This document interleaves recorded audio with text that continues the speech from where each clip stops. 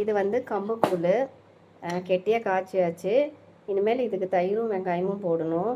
இது நேற்று ஊற வச்ச வெந்தயம் வடிகட்டியாச்சு. இந்த டிஃபன் பாக்ஸில் எடுத்து போட்டு வைக்கணும். இது வந்து கீழா நெல்லி தோட்டத்துலேயே இருந்தது. அப்புறம் தான் பொறிச்சிட்டு வந்தேன். இது என்ன பண்ணுறதுன்னு தெரியல. இனிமேல் தான் பார்த்து செய்யணும். கீழா நெல்லி எப்படி சாப்பிடுவது எப்படின்னு போட்டால் வரும், போட்டு பார்க்கணும். அப்புறம் இப்போ இதில் எடுத்து கொட்டி வச்சுக்கலாம். தயிர் ஒரு 2 ஸ்பூனு இப்போ போட்டு கலக்கிக்கலாம். அவ்வளோதான். இதை மூடி வச்சுக்கலாம். இது வந்து கலந்தாச்சு. தயிர் போட்டு கலந்து ஒரு பெரிய வெங்காயமும் கட் பண்ணி போட்டாச்சு. அப்படியே ஸ்பூனில் அள்ளி சாப்பிட்டுக்க வேண்டியதான். பாலும் காய்ச்சி வச்சாச்சு.